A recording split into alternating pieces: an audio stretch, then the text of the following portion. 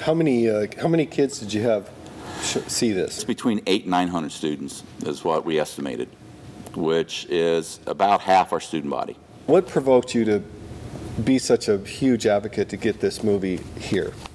Well, one of my secretaries, Jerry Batchelor, saw the movie, and she was just drawn in by it. She said it was a great message, and she said, you got to see it, you got to see it, you got to see it. And finally, we went together to see it with another secretary in our office and our school nurse, and I was just blown away. The message that it presented as far as dealing with issues, friendship, determination, and I thought, this is something that every kid needs to see. And after seeing the movie and being so moved by it, I felt it was important enough to have it during instructional time, because the message and the lessons learned are as important as the ABCs. What's going on? And I just felt that we needed to have as many kids see this as possible. Our hope was that students would go home, tell the parents how much they really enjoyed it, and then we'd have the parents come, and then they'd have discussions over the dinner table about what's going on and lessons learned. And to me, it was a great family film, but the message of friendship and determination and dealing with issues was just so important that I felt we had to show it. Not that we should, but we had to show it and let as many students see it as possible. One of the things, and I know a lot of people talk about, is when the students clapped and cheered when your mom poured the medicine down the drain, and I think that was a very powerful message, that adults really care, and when they think through things and get an opportunity to really discern what's going on, that they will make decisions, because we're all here to support the kids. And a couple students talked to me, they told me that's what they liked best about the show, was when they go, when Lyle's mom poured the pills down the drain, that was so cool. It was not a rebellion, it was a stand up, and we do have a voice somewhere, or somebody's watching out for us. And I think that was a very powerful message.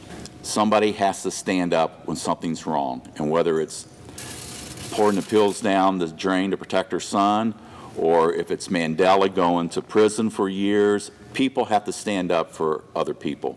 And when you have the courage to do that, and when you know it's right, no matter what, it's right, then you need to take the action. We can't lose the sight that we are in a people business. You can take all the test scores, you throw them out the window. If we aren't preparing kids to be good human beings, then why are we in this business? Just to put somebody on medications because it's easier to control and there's no disruption in class, there's no issues with discipline, whatever.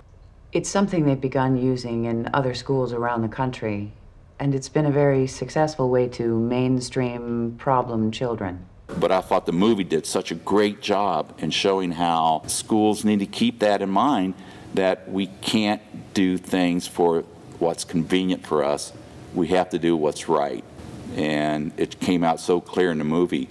And I think because of that, that is another reason why there was that great reaction with the pouring of the pills down the drain, because everybody knew it was wrong. And David knew it was wrong, and he was questioning everybody and went to the principal and said, something's wrong with Lyle. He's not right. He's not the same person that he is. Something wrong with Lyle. And then to have the scene where David's mom was saying, we can't split up this friendship because he's finally a boy. He's finally able to go out and do things, and to one of my greatest joys come home with all messy and hay in his hair or whatever it was, that the fact that she saw how important it was to be the individual and to be yourself.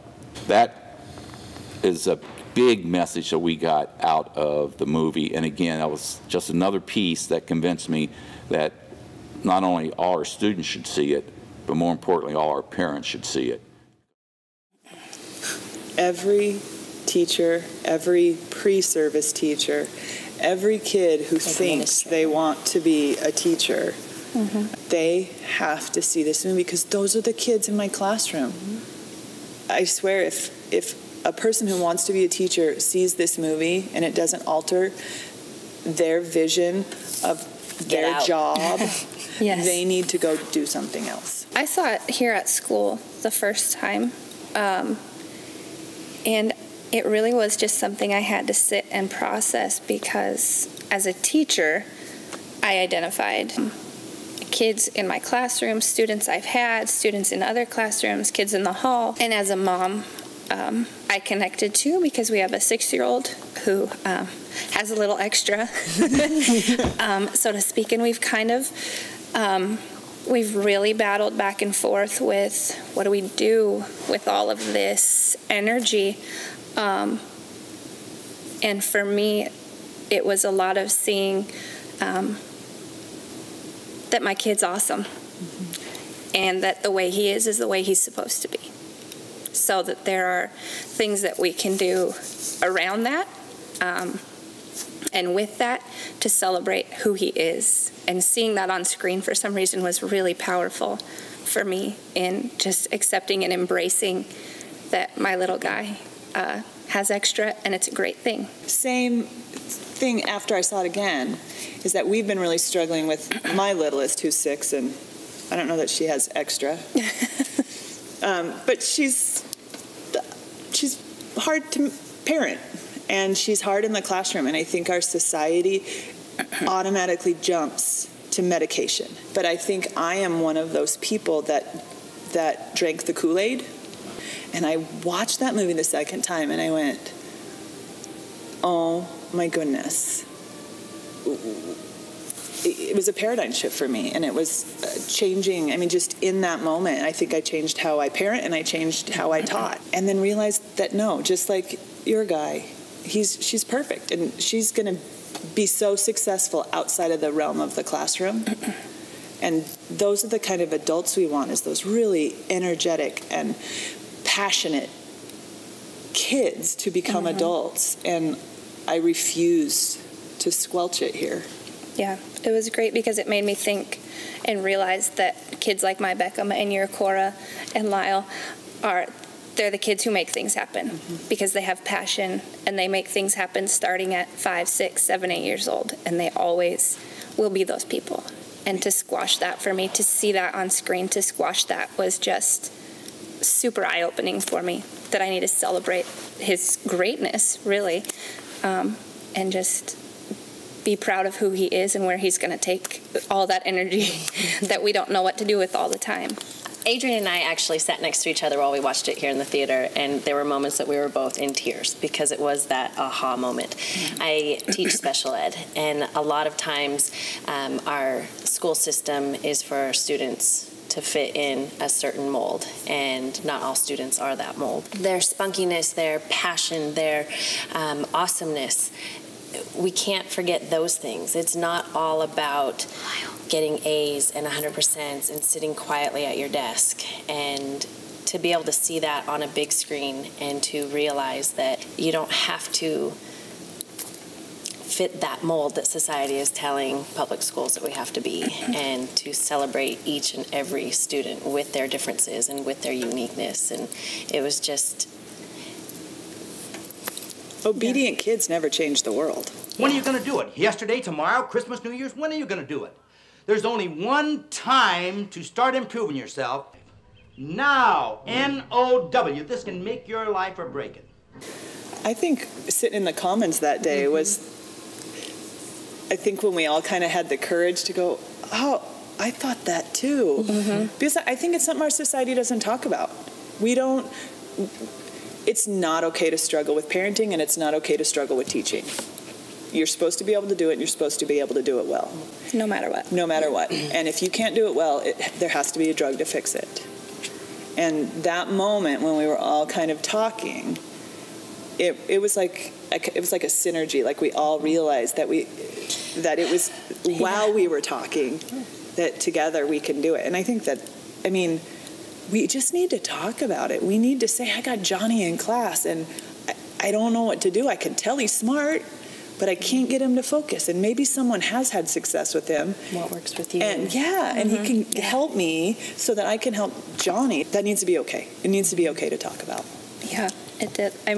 We've talked, but I also went home. My husband hasn't seen the film, but talked to him about, how we've had that conversation, and we really were against medicating our kids for pretty much everything, just because we don't want to change who they are.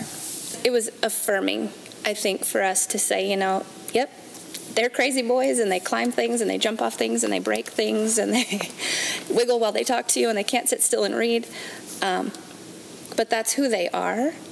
And it was nice to have something to have that conversation on a different level and say, hey, guess what?